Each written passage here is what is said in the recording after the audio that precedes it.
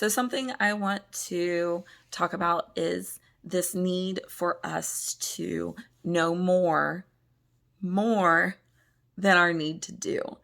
And I think this is something that James talks about where he says, show me your faith by what you say, and I'll show you my faith by what I do. It's this whole concept that we cannot have faith in Jesus without actions. We, like it says again in James, even the demons believe and shudder. So belief that God exists is not enough. Knowing about God is not enough. We actually have to do the things he asked us to do.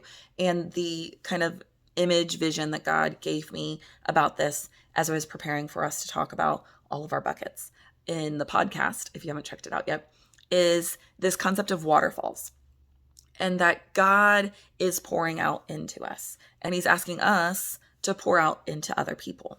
But some of us, or sometimes, we decide instead of pouring out, we're going to dig down deep. We're just going to keep digging down deep so we can keep all of that good living water to ourselves.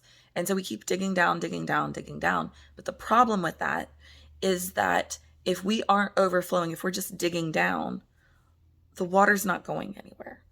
It's just staying there. And when water stays in a place and isn't moving, you see this in ponds. If there's no movement to the water, it develops scum. It develops gnats and mosquitoes, things we don't want. It develops stagnancy and it starts to smell and stink. Before long, nobody wants to be in or around that pond because it's terrible.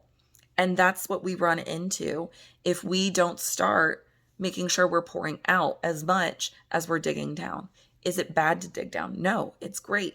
Dig deeper, dig deeper, dig deeper so that you have abundant water to pour out of. The more you dig down, the more water you have that you can pour out. But if we're digging down faster, then we're putting all the things we're learning into application. We're not pouring out and we're not creating movement as fast as our depth is going. And we run the risk of becoming stagnant, stale, smelly pond scum. So make sure, do a gut check today. Say, am I acting outward as much as I'm digging deep with God?